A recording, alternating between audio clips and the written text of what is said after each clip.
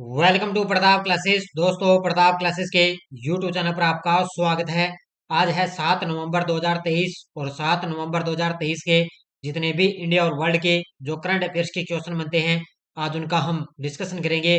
पूरा वीडियो ध्यान से देखना और लास्ट में आपसे क्वेश्चन पूछूंगा जिनके जवाब आपको कमेंट बॉक्स में देना होगा। आज अपने पढ़ेंगे कि हाल ही में भारत के नए मुख्य सूचना आयुक्त कौन बने हैं। चौथी बार रग्बी विश्व कप 2023 का खिताब किसने जीता और प्रधानमंत्री गरीब कल्याण अन्न योजना के अंदर 5 साल की वृद्धि की गई है, इनकी आज हम चर्चा करेंगे। तो डेली आपको निरंतर ये क्लास सुबह 6:30 पर पूरे लेटेस्ट न्यूज के साथ ये क्लास मिलती है।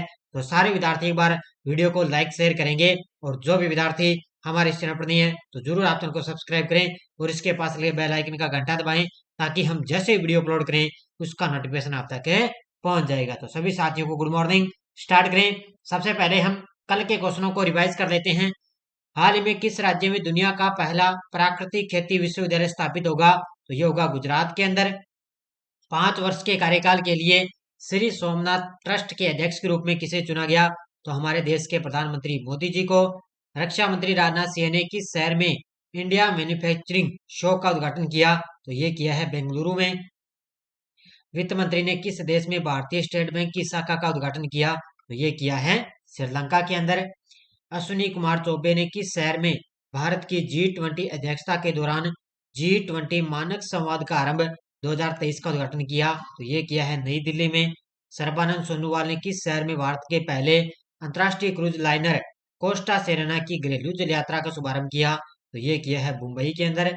और भारत और किस देश ने शिक्षा के क्षेत्र में परस्पर सहयोग बढ़ाने हेतु समझौता किया? यह किया है भारत और संयुक्त अरब अमीरात ने।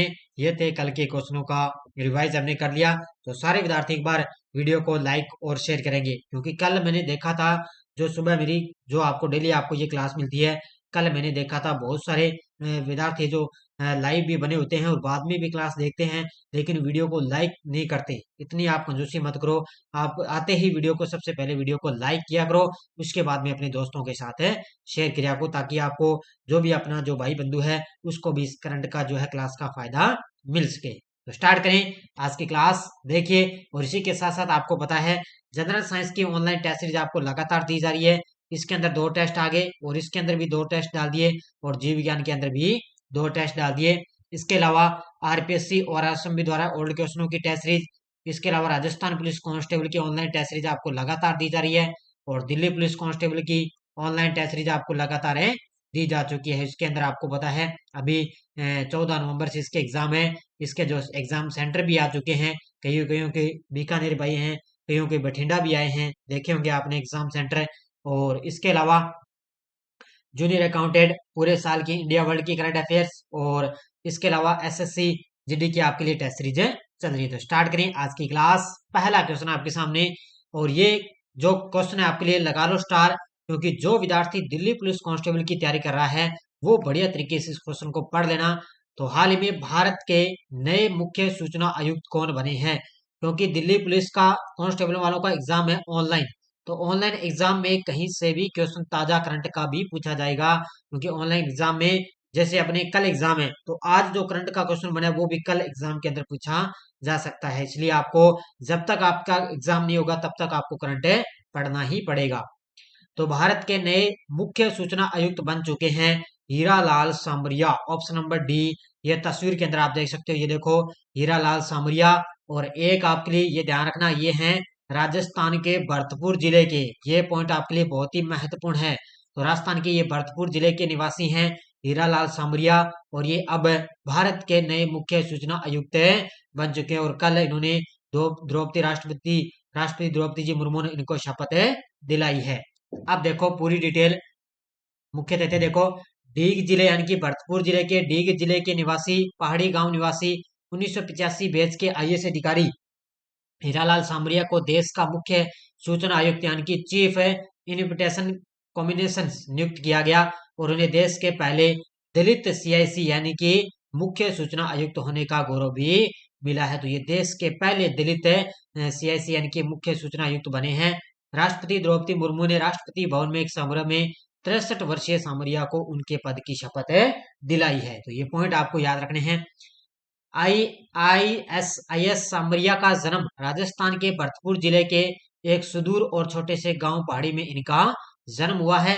और इससे पहले भारतीय प्रशासनिक सेवा IAS पूर्व अधिकारी ये सामरिया है, जो ये श्रम और रोजगार सचिव के रूप में भी कार्य कर चुके हैं, यानी कि श्रम और रोजगार सचिव के रूप में भी ये पहले कार्य कर चुके हैं। और ये राजस्थान के भरतपुर जिले के निवासी हैं। कौन है? तो ये हीरालाल है सामरिया। तो ये अब क्या है, भारत के नए मुख्य सूचना आयुक्त बन चुके हैं। बड़ा शानदार पॉइंट है आपके लिए। अगला क्वेश्चन देखो, किस देश ने चौथी बार रग्बी विश्व कप 2023 का खिताब जीता है? किस देश ने चौथी बार रग्बी विश्व कप 2023 का खिताब जीता? और ये जीता है दक्षिण अफ्रीका ने। किसने? दक्षिण अफ्रीका ने क्या है, फाइनल के अंदर न्यूजीलैंड को हराकर चौथी बार रग्बी विश्व कप 2023 का खिताब जीता। देखो, दक्षिण अफ्रीका ने अपने खिताब की रक्षा करते हुए चौथी बार रग्बी विश्व कप का खिताब जीत लिया है। 28 अक्टूबर 2023 को फ्रांस के सेंट डेनिस में खेले गए फाइनल में दक्षिण अफ्रीका ने न्यूजीलैंड को 12-11 से पराजित किया है। और दक्षिण अफ्रीका पहली टीम बन गई जिसने 4 बार रग्बी विश्व कप का खिताब जीत लिया है। तो चौथी बार रग्बी विश्व कप का खिताब जीत लिया दक्षिण अफ्रीका ने। तीसरा क्वेश्चन, हाल में प्रधानमंत्री मोदी जी ने प्रधानमंत्री गरीब कल्याण अन्न योजना में कितने वर्ष की वृद्धि की है? तो ये आपके लिए आज ताजा एक योजना का क्वेश्चन मैं लेकर आया हूं। तो मोदी जी ने प्रधानमंत्री गरीब कल्याण अन्न योजना में कितने जो है वर्ष की वृद्धि कर दी? तो ये की है 5 साल की वृद्धि कर दी है। कितने साल की? 5 साल के अंदर इसका विस्तार किया है। देखो, छत्तीसगढ़ के दुर्ग में आयोजित एक सार्वजनिक बैठक में मोदी जी ने 80 करोड़ गरीब व्यक्तियों की सहायता करने के उद्देश्य से एक मुफ्त राशन योजना प्रधानमंत्री गरीब कल्याण अन्न योजना का विस्तार किया है। यह योजना जिसे शुरू में 2020 में कोविड-19 महामारी के दौरान शुरू किया गया था, यानी कि आपको पता है ये क्या है कि जब 2020 में कोविड जो महामारी आई थी ना, उससे क्या है, लोगों को क्या है, खाना नहीं मिला, लोगों को सब कुछ कारोबार बंद हो गया। तब मोदी जी ने क्या है, इसमें गरीब कल्याण अन्न योजना को शुरू किया। तब इस महामारी दौरान शुरू किया गया, लेकिन अब इसमें 5 साल और इसमें विस्तार किया। और इस योजना के अंतर्गत जरूरतमंद व्यक्तियों को प्रत्येक माह 5 किलोग्राम मुफ्त खाद्यान्न प्रदान किया जाएगा। इसके अंदर क्या, दीपावली के अवसर पर ये जो है गरीबों को एक तोहफा दिया है मोदी जी ने। और इसके अंदर 5 साल का विस्तार किया, यानी कि आगे 5 साल इनको और जो है अनाज मिलेगा। अगला क्वेश्चन, हाल में change maker of the year पुरस्कार से किसे सम्मानित किया गया? हाल ही में change maker of the year पुरस्कार से सम्मानित किया गया RBI के 25वें गवर्नर शक्तिकांत दास को। किसको? RBI के 25वें गवर्नर है शक्तिकांत दास, और इनको क्या है, change maker of the year पुरस्कार से सम्मानित किया गया। तस्वीर के अंदर आप देख सकते हो, ये है 25वें गवर्नर है शक्तिकांत दास। देखो, भारतीय रिजर्व बैंक RBI को change maker of the year पुरस्कार से सम्मानित किया गया। RBI की ओर से गवर्नर शक्तिकांत दास ने यह पुरस्कार प्राप्त किया है। यह सम्मान 3 नवंबर को नई दिल्ली में ITC मौर्य में आयोजित Hindu business line change maker award 2023 का ये एक भाग था। इसके अंदर इसको जो है अवार्ड ये दिया गया। इतनी डिटेल आपको याद रखनी है। अगला क्वेश्चन देखो, भारतीय नौसेना के नवीनतम स्वदेशी मिसाइल विध्वंसक पोत सूरत का अनावरण किस राज्य में किया गया? अब आपको सूरत पता है कहां पर है, सूरत है गुजरात के अंदर। तो गुजरात में इसका अनावरण किया गया। तो ये भारतीय नौसेना का एक नवीनतम स्वदेशी मिसाइल है विध्वंसक पोत, जिसका नाम है सूरत। और इसका अनावरण कहां पर किया गया?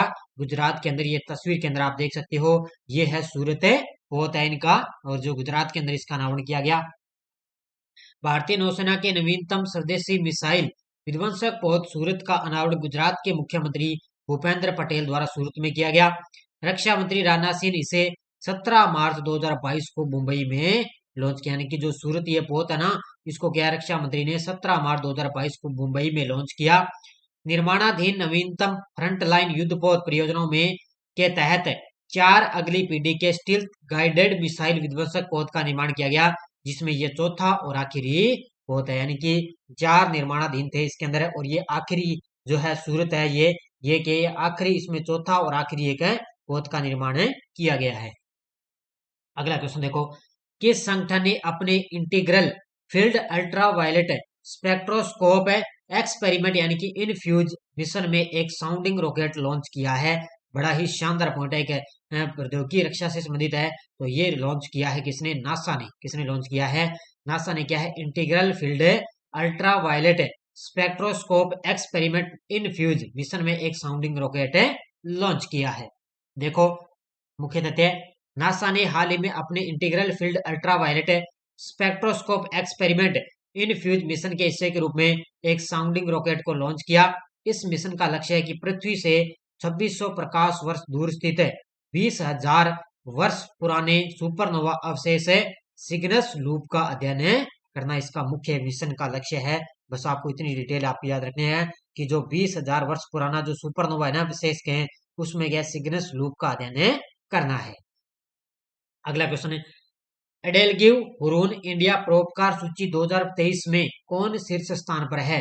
इसका मतलब यह है, जो आपको पता है सबसे टॉप पर आते हैं अमीर व्यक्ति, उसके बाद में जो अमीर व्यक्तियों के अंदर सबसे जो दान करता है ना परोपकार, यानी कि जो दान दाता है, तो वो उसके अंदर सबसे दान करने वाले व्यक्ति हैं, वो है शिव नादर। कौन है? शिव नादर है, वो सबसे ज्यादा दान करने वाले व्यक्ति हैं। देखो एच HCA रिटेक के संस्थापक हैं शिव नादर और उनके परिवार ने एडगिल हुरून इंडिया परोपकार सूची 2023 में शीर्ष स्थान बरकरार रखा। वित्तीय वर्ष 2022-23 के लिए उन्होंने 2042 करोड़ रुपए का प्राप्त दान दिया, यानी कि 2042 करोड़ रुपए का उन्होंने दान दिया है। और विप्रो के संस्थापक अध्यक्ष हैं अजीम प्रेमजी, उनके परिवार ने 1774 करोड़ रुपए के उल्लेखनीय दान के साथ दूसरा स्थान हासिल, यानी कि पहले जो दान करने वाले व्यक्ति हैं शिव नादर है और दूसरे हैं अजीम प्रेम जी। हाल में कॉलिंस डिस्करी ने 2023 के लिए वर्ल्ड ऑफ द ईयर किसे घोषित किया है? हाल ही में कॉलिंस डिस्करी ने 2023 के लिए वर्ल्ड ऑफ द ईयर घोषित किया और ये नाम है चर्चा में कौन सा? AI। कौन सा है? AI का मतलब है आर्टिफिशियल इंटेलिजेंस। आपको पता है इसमें समझौता हुआ ना, वहां पर वो आर्टिफिशियल इंटेलिजेंस के लिए कहां पर है? यूनाइटेड किंगडम में। और इसने बेलेचली घोषणा पत्र भी समझौता हुआ है, इसलिए चर्चा में है। तो कॉलिंस डिक्शनरी क्या है? AI को 2023 के लिए वर्ल्ड ऑफ द ईयर घोषित किया है। कॉलिंस डिक्शनरी ने AI को 2023 के लिए वर्ल्ड ऑफ द ईयर घोषित किया। यह हमारी दैनिक जीवन में आर्टिफिशियल इंटेलिजेंस की बढ़ती प्रमुखता को दर्शाता है। अगला क्वेश्चन, 6 नवंबर 2023 को 483 के वायु गुणवत्ता सूचकांक के साथ भारत का सबसे प्रदूषित शहर कौन सा है? ये ताजा रिपोर्ट आई अभी कल 6 नवंबर 2023 को, और 483 वायु गुणवत्ता सूचकांक के साथ सबसे जो प्रदूषित शहर है वो बन चुका है नई दिल्ली, क्योंकि नई दिल्ली के अंदर सबसे ज्यादा प्रदूषण हो रहा है।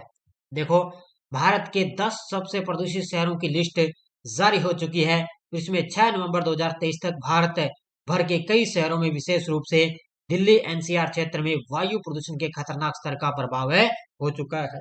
वहां पर लोगों के क्या घूमने फिरने में कठिनाइयां हो रही है, सांस लेने में तकलीफ हो रही है, इसलिए सबसे ज्यादा दिल्ली के अंदर प्रदूषण है। तो नई दिल्ली 483 वायु गुणवत्ता सूचकांक के साथ भारत में सबसे प्रदूषित शहरों में सबसे टॉप पर है। और इसके बाद फरीदाबाद है, इसके बाद में गाजियाबाद, फिर है हिसार का स्थान आता है। तो याद रखना, शानदार पॉइंट।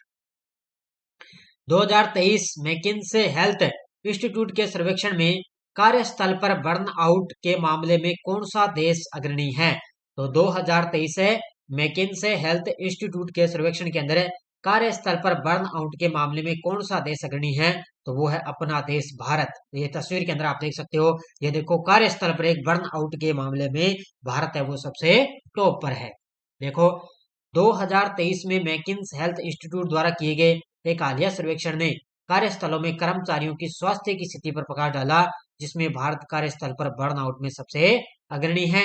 इस सर्वेक्षण के अनुसार आश्चर्यजनक रूप से 59% भारतीय उत्तरदाताओं ने बर्न आउट के लक्षणों का अनुभव भी किया है। तो इन्हीं भारतीय ने, उनके 59% व्यक्तियों ने क्या है?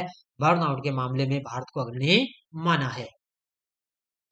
चाणक्य डिफेंस डायलॉग 2022 दक्षिण एशिया और हिंद प्रशांत क्षेत्र में सुरक्षा चुनौतियों पर व्याख्यान के साथ किस शहर में इसका संपन्न हुआ है?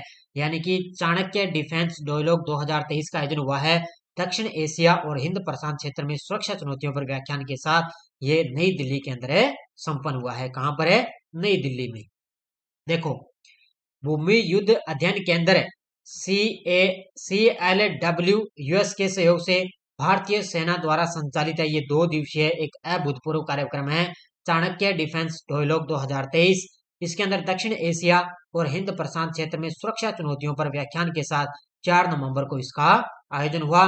इसमें नई दिल्ली के मानेकश सेंटर में 3 और 4 नवंबर को 6 अलग अलग सत्रों में इसका आयोजित कार्यक्रम है।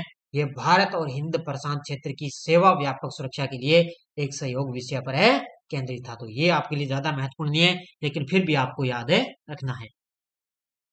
अब ये भी आपके लिए भी जरूरी है और महिला सैनिकों के लिए भी एक है, दीपावली पर गिफ्ट आ चुका है तो आपके लिए भी जरूरी है, क्योंकि आपके लिए गिफ्ट है। तो महिला सैनिकों के लिए दीपावली गिफ्ट याद रखना है इसको। तो इसमें देखो, रक्षा मंत्री राजनाथ सिंह ने रक्षा सेनाओं यानी कि जो रक्षा के अंदर जो सेना यानी कि सेना भर्ती के अंदर जो महिला है ना, महिला सैनिक है, उनके लिए दीपावली गिफ्ट का ऐलान है किया गया। इसमें महिला सैनिकों को महिला अधिकारियों के सम्मान, मैटरनिटी, चाइल्ड केयर और चाइल्ड एडॉप्शन यानी कि गोद लेने के लिए छुट्टियां मिलेगी। अब ये चीज आपको नोट करनी है और ये चर्चा में है, करंट का क्वेश्चन है इसलिए आपको बता रहा हूं मैं। इसमें क्या है, महिला सैनिकों को 180 दिन की मैटरनिटी लीव यानी कि अधिकतम 2 बच्चों के लिए 180 दिन की यानी कि उनको छुट्टी मिलेगी। फिर 18 साल से कम उम्र के बच्चे के लिए पूरी सर्विस यानी कि 18 साल से कम उम्र का बच्चा होना चाहिए जिसमें 1 साल में उसकी पूरी जो है देखभाल की जा सके। 360 दिन की केयर लीव यानी कि 1 साल में, और 1 साल से कम उम्र के बच्चे को गोद लेने पर 180 दिन की लीव मिल सके यानी कि उनको क्या छुट्टी मिल सकेगी।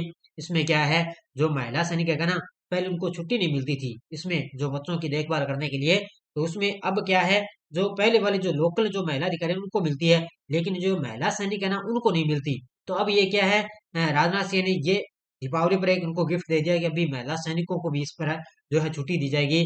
तो या कि अपने क्या है 180 दिन जो है उनके पूरे साल में क्या है, या 6 महीने या पूरे साल के अंदर ये अपने बच्चों की पूरी देखभाल है कर सकेगी। तो ये याद रखना है, आपके लिए बढ़िया तरीके से पूरी डिटेल मैंने आपको करवाई है। क्विज में कुछ जो आपको टेलीग्राम पर मिलती है, रोज आपको शाम को क्विज भी मिलती है। इसके अलावा कोई सूचना आती है वो भी आपको मिलती है, और इसके अलावा आपको पता है कोई सूचना आती है, कोई नोटिफिकेशन आता है, सब आपको टेलीग्राम पर सूचना मिल जाती है। तो टेलीग्राम ग्रुप को आप ज्वाइन कर सकते हो बढ़िया तरीके से। और अब देखो क्वेश्चन, पिछले वीडियो क्वेश्चन क्या था, भारतीय मूल की किस लेखिका को 2023 का ब्रिटिश अकादमी पुस्तक पुरस्कार मिला? तो ये मिला है नंदिनी दास को। बहुत सारे विद्यार्थियों ने बढ़िया तरीके से जवाब दिए, उन सभी को हार्दिक शुभकामनाएं। और अब देखो आपके लिए क्वेश्चन फॉर यू, दक्षिण कोरिया में आयोजित 15वें एशियन शूटिंग चैंपियनशिप में भारत ने कितने पदक जीते? 55, 62, 47, 40। और इसमें भारत का स्थान भी आप मुझे बताओगे कमेंट में कि भारत का इसमें कौन सा स्थान है। तो ये थी आज की अपनी बढ़िया तरीके से क्लास। बाकी आपको ऐप के अंदर ऑनलाइन टेस्ट दी जा रही है, तो सारे विद्यार्थी एक बार वीडियो को ज्यादा से लाइक शेयर करेंगे भी। कल मैंने देखा था लाइक बहुत ही कम थे, क्यों भाई, इतनी कंजूसी मत किया करो, क्योंकि आपको बढ़िया तरीके से मैं पूरे आपको जो है आपकी पूरी मेहनत के साथ मैं आपको लगातार आपको ये क्लास है दे रहा हूँ, ताकि आपका करंट का क्वेश्चन एकदम तैयार है होता जाएगा। तो आपके लिए वीडियो को लाइक करना और शेयर करना आपका काम है। तो धन्यवाद, जय हिंद, जय भारत।